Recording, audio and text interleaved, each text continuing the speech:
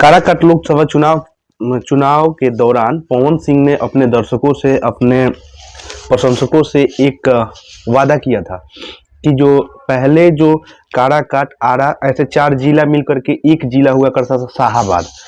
शाहाबाद नाम से एक जिला था, उसको बाद में बिहार सरकार ने 4 हिस्सों में बांट दिया, 4 जिला बन गया वो नए पे।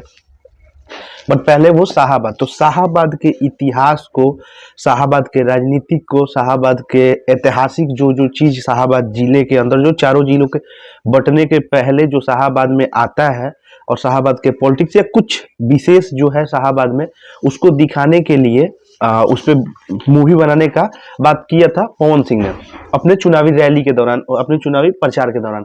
तो उसी पे खरा उतरते हुए पवन सिंह ने उस मूवी की शुभ मुहूर्त, जो भी एक्टर एक्ट्रेस थे उसमें लगभग कास्ट कर लिए गए हैं।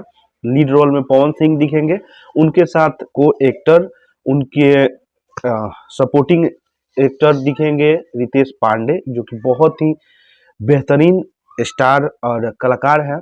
अभी उनका हाल ही में 1 बिलियन हेलो कौन गाना पूरा किया है। और साथ में नीलम गिरी दिखी। कल जो शुभ मुहूर्त था, शुभ मुहूर्त के सेट पे रितेश पांडे, पवन सिंह और नीलम गिरी दिखी। एक चीज और देखने को मिला शुभ मुहूर्त पे, एक चीज और देखने को मिला।